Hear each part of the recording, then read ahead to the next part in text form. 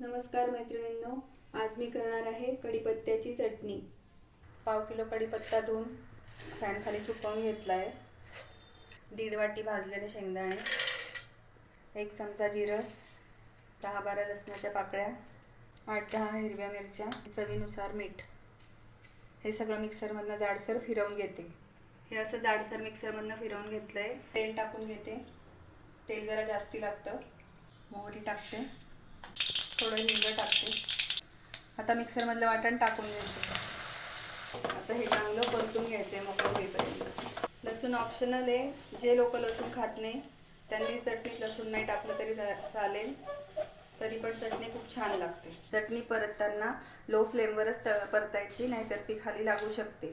तुम्ही बघू शकता चटणी किती कोरडी झालेली आहे।